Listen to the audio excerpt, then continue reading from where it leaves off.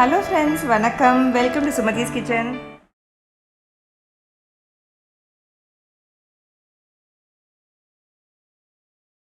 இன்றைக்கி நம்ம பார்க்க போது ஸ்பெஷல் மைசூர் பாக். எல்லா வீட்லேயும் கடலை மாவு இருக்கும், அதனால் இது சுலபத்தில் ஈஸியாக செய்யலாம். தீபாவளிக்கு ஸ்வீட் செய்யலையே அப்படின்னு நினைக்கிறவங்க கூட இந்த ஸ்வீட்டை வந்து நீங்கள் ஈஸியாக இந்த தீபாவளிக்கு செஞ்சிடலாம். இந்த ரெசிபியை வாங்க எப்படி சுலபமாக நல்லா பண்ணலாம் கமகமன்னு பார்க்கலாம். இப்போ இந்த ஸ்வீட்டை வந்து பண்டிகை காலம்னு இல்லை, நம்ம வீட்லேயே வந்து ஒரு 15 நிமிஷத்தில் நம்ம ஈஸியாக செய்யக்கூடிய ஒரு சுலபமான ஸ்வீட்டு. ஆனால் இதில் ஒன்றே ஒரு விஷயங்க, நம்ம நெய் வந்து நிறைய யூஸ் பண்ணுறோம். ஹெல்த் வைஸ் பார்த்தோன்னா இது வந்து அவ்வளோ நல்லது கிடையாது. ஆனால் நம்ம ஸ்வீட்டுனாலே நெய் இதை சேர்ந்தது தான் இருக்குது. வாங்க இதை எப்படி செய்யலாம் அப்படிங்கிறத பார்ப்போம். இப்போ இதுக்கு தேவையானது என்னன்னு பார்த்துருவோம். கடலை மாவு 1 கப், சர்க்கரை 2 கப், நெய் 2 கப், எண்ணெய் 1 கப். அப்புறம் ஒரு தட்டில் வந்து நெய் தடவி அதை க்ரீஸ் பண்ணி வச்சுருக்கேன், கடைசியாக நம்ம செஞ்சோன்னா அதில் கொட்டுறதுக்காக. இப்போ இந்த அளவெல்லாம் பார்த்தீங்கன்னா, இப்போ நீங்கள் வந்து 2 மடங்காக செய்யணும் அப்படின்னு நினச்சிங்கன்னா இதில் எல்லாமே 2 மடங்காக ஏற்றிக்கோங்க. பாதியாக செய்யணும்னு நினச்சா பாதியாக எல்லாமே குறைச்சிக்கோங்க. இது உங்கள் அளவுக்கு ஏற்ற மாதிரி செஞ்சுக்கோங்க. கடாய் சூடானோன்னே அதில் முதல்ல கடலை மாவை போட்டு நல்லா வறுத்துக்கலாம். இப்போ நீங்கள் இதுக்கு தேவையானதெல்லாம் பக்கத்துலேயே வச்சுக்கோங்க, அப்போ தான் கடகடன்னு இது செய்யணும். அதனால பக்கத்துலேருந்து எடுத்து நம்ம பண்ணுறதுக்கு ஈஸியாக இருக்கும். தீயை வந்து லோலே வச்சு நல்லா வறுத்துக்கிட்டுருங்க. 2 நிமிஷம் இதே மாதிரி கைவிடாமல் இதே மாதிரி பண்ணிகிட்டு இருந்தேங்க. இந்த கடலை மாவு வாசம் வரும்போது நீங்கள் ஸ்டவ் ஆஃப் பண்ணிக்கணும். இப்போ இதில் வந்து நம்ம வச்சுருக்க உருக்கி வச்சுருக்க நெய்யும் எண்ணெயும் ஆட் பண்ணிக்கலாம்.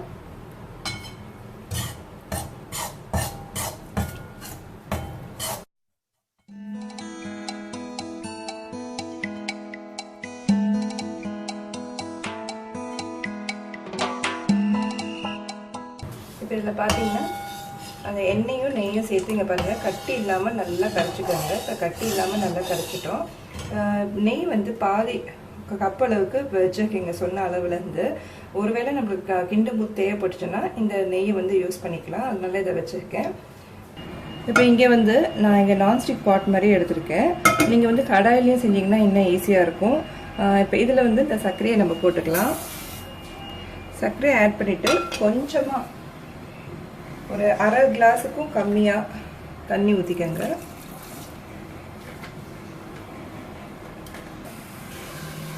இப்போ இங்கே பார்த்தீங்கன்னா ஒரு கிண்ணத்தில் சர்க்கரை பாகு நான் செஞ்சுட்ருக்கேன். அதே மாதிரி பக்கத்துலேயே அந்த நம்ம கடலை மாவு கரைச்சி வச்சுருக்கோம், நெய் உருக்கிருக்கு, பிளேட் வந்து க்ரீஸ் பண்ணி வச்சுருக்கோம். இந்த மாதிரி நீங்கள் பக்கத்தில் வச்சுக்கிட்டிங்கன்னா செய்கிறதுக்கு கடகடன்னு உங்களுக்கு ரொம்ப ஈஸியாக இருக்கும். அது கைவிடாமல் நம்ம இதை பண்ணிகிட்டே இருக்கணும். அதுதாங்க இங்கே மேஜிக் ரெசிபின்னு சொல்லலாம். இதை பார்த்தீங்கன்னா இங்கே பாருங்கள், கொஞ்சமாக எடுத்திருக்கேன். கை பார்த்துங்க, ரொம்ப சூடாக இருக்கும், அதனால பார்த்து. இப்போ பாருங்கள், இப்போ இதை பண்ணிங்கன்னா அப்படியே பிசு பிசுன்னு இப்படி வருது பாருங்கள். இதுதான் ஒரு கம்பி பதம் வாங்குங்க. இப்போ சரியாக இருக்குது. இப்போ வந்து நம்ம இதில் கடலை மாவு ஆட் பண்ணிக்கலாம்.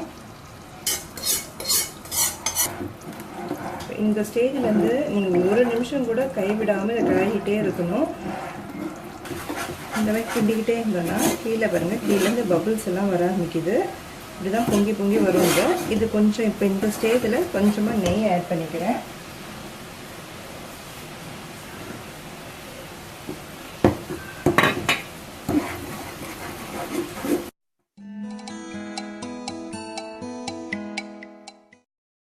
லேசாக நல்லா இந்த நெய் எல்லாம் நல்லா இழுத்துருச்சு. அதே மாதிரி இந்த அடுப்புலையும் கீழே வந்து நம்ம கிண்ணத்தில் ஒட்டாமல் வருது. நல்லா உங்களுக்கு பார்க்கும்போது கலரும் மாறிட்டு வருது பாருங்கள். இதில் மாதிரி கொஞ்சமாக நான் நெய் ஆட் பண்ணிக்கிறேன். இது வரைக்கும் ஊற்றுனது போதும்னு நினைக்கிறேன் நெய். இப்போ பாருங்கள், மறுபடியும் போட்டு நல்லா நெய்யை இழுத்துக்கோங்க. உதாரணத்துக்கு இங்கே பாருங்கள், இப்போ நான் வந்து இந்த ஸ்பூன் வந்து இப்படி எடுத்து கொட்டினேன்னா அழகாக கொட்டுது, ஒட்டாமல்.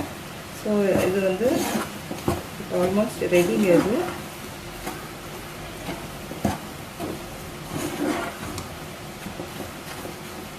நல்ல கிச்சனே வந்து கமகமன்னு சூப்பராக இருக்குங்க. மைசூர் பாக்குக்கு நம்ம வந்து நிச்சயம் இவ்வளோ நெய் ஊற்றி ஆகணும். இப்போ பாருங்கள், எல்லாம் ஒன்று சேர்ந்த மாதிரி ஒட்டாமல் நல்லா வருது. இப்போ இந்த ஸ்டேஜில் வந்து அப்படியே நம்ம இந்த தட்டில் கொட்டிக்கிறேன்.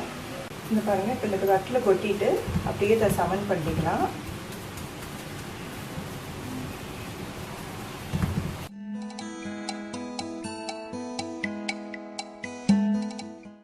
இது பார்த்தீங்கன்னா நல்ல சமன் செஞ்சு வச்சுருக்கீங்க. கொஞ்ச நேரம் ஆற விடுவோம். ஆறினதுக்கப்புறம் அதாவது ஒரு 10 நிமிஷம் இருக்கட்டும். அதுக்கப்புறம் நம்ம இது பீசஸாக போட்டுக்கலாம்.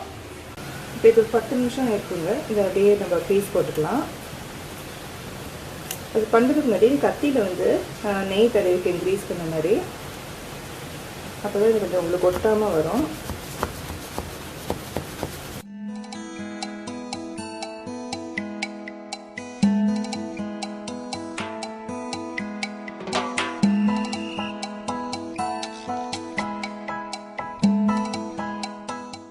இதில் வந்து இதில் 40 பீஸ் வந்துருக்குங்க. அதாவது ஓரங்களை நான் கணக்கெடுக்கல, 40 பீஸ் வந்துருக்கு. ஸோ இது தாங்க இந்த ஒரு கப் கடலை மாவுக்கு இதுதான் அளவு. இப்போ இது கொஞ்சமே ஆனதுக்கப்புறம் இப்படி எவ்வளோ அழகாக பீஸாக வந்துருக்கு பார்ப்போம். இப்போ கொஞ்சம் நேரம் கழிச்சுங்க இது அப்படியே இன்னொரு தட்டில் நான் ட்ரான்ஸ்ஃபர் பண்ணிக்கிறேன். அதாவது இதை விட கொஞ்சம் பெரிய தட்டாக எடுத்துக்கிட்டு இந்த மாதிரி அப்படியே கவுத்துருங்க. பின்னாடியே நம்ம போட்ட கட்டு உங்களுக்கு தெரியும், அழகாக அந்த இடத்துல கட் பண்ணிக்கோங்க.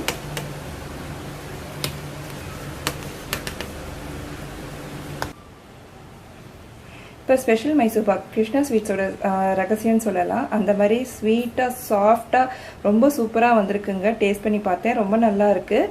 இதே மாதிரி நீங்களும் செய்யலாம். ஃபஸ்ட் டைம் செய்கிறவங்களா இருந்தீங்களா நிச்சயமாக உங்களுக்கு வந்து இது சரியாக வராதுங்க. 2-3 ட்ரையலுக்கு அப்புறம் தான் நல்லா வரும். அதனால் பொறுமையை கைவிடாதீங்க, நிச்சயமாக உங்களாலையும் செய்ய முடியும். அதனால் செஞ்சு பாருங்கள், உங்கள் வீட்லேயும் மணக்க மணக்க ஸ்பெஷல் மைசூர் பாக் ரெடி ஆகும். இந்த வீடியோ உங்களுக்கு பிடிச்சிருந்தா லைக் பண்ணுங்கள், உங்கள் ஃப்ரெண்ட்ஸுக்கு ஷேர் பண்ணுங்கள். புதுசாக பார்க்குறவங்களா இருந்தீங்கன்னா சப்ஸ்கிரைப் பண்ணிக்கோங்க. நன்றி, வணக்கம். தேங்க்ஸ் ஃபார் வாட்சிங். Like, comment and subscribe for more weekly videos.